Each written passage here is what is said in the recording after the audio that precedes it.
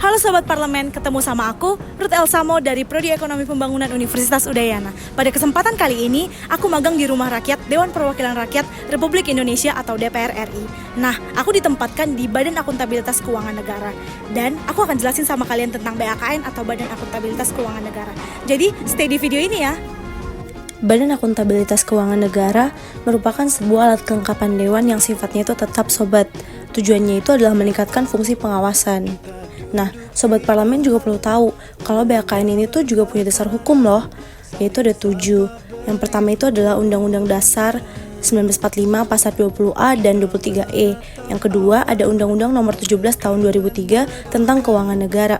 Yang ketiga Undang-Undang Nomor 15 Tahun 2004 tentang Pengelolaan, Pemeriksaan dan Tanggung Jawab Keuangan Negara. Yang keempat, Undang-Undang Nomor 15 Tahun 2006 tentang BPK RI.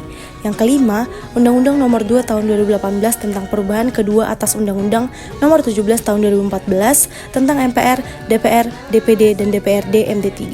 Yang keenam, ada Peraturan DPR RI Nomor 1 Tahun 2020 tentang tata tertib.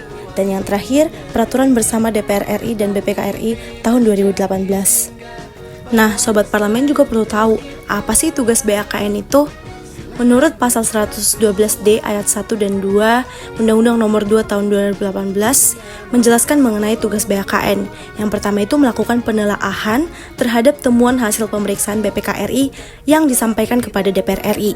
Yang kedua, menyampaikan hasil penelaahan sebagaimana dimaksud dalam huruf A kepada komisi. Yang ketiga, menindaklanjuti hasil pembahasan komisi terhadap temuan hasil pemeriksaan BPK RI atas permintaan komisi. Dan yang terakhir, memberikan masukan kepada BPK RI dalam hal rencana kerja pemeriksaan tahunan, hambatan pemeriksaan, serta penyajian dan kualitas laporan. Nah, pada ayat 2 juga menjelaskan bahwa dalam melaksanakan tugas sebagaimana dimaksud pada ayat 1, huruf C, BAKN dapat meminta penjelasan dari BPK RI, dari pemerintah daerah, lembaga negara lainnya, Bank Indonesia, badan usaha milik negara, badan layanan umum, badan usaha milik daerah, dan lembaga atau badan lain yang mengelola keuangan negara. Nah, hasil pemeriksaan BPK RI itu ada beberapa. Yang pertama ada hasil pemeriksaan atas laporan keuangan, kemudian hasil pemeriksaan kinerja, terus ada juga hasil pemeriksaan dengan tujuan tertentu, IHPS, dan ikhtisar hasil pemeriksaan 5 tahunan.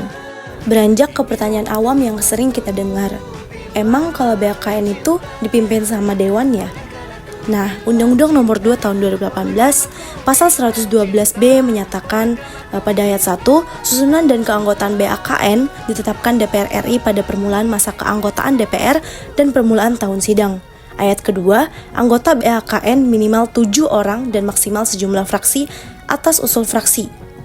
Nah, pasal 112C menyatakan pada ayat 1, pimpinan BAKN merupakan satu kesatuan yang bersifat kolektif dan kolegial.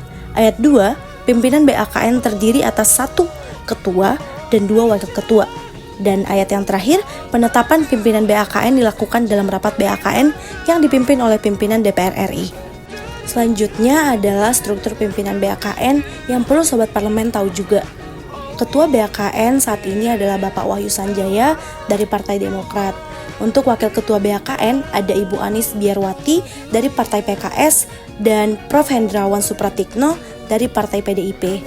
Nah, begitu Sobat.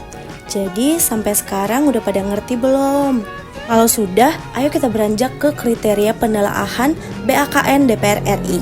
Nah, BAKN DPR RI melakukan penelaahan terhadap temuan hasil pemeriksaan BPK RI yang disampaikan kepada DPR RI, khususnya terhadap temuan dengan kriteria yang pertama, nilai temuan atau kerugian atau potensi kerugian yang signifikan. Yang kedua, menjadi perhatian masyarakat. Yang ketiga, temuan berulang. Yang keempat, berdampak besar terhadap masyarakat atau lingkungan. Yang terakhir, program prioritas pemerintah.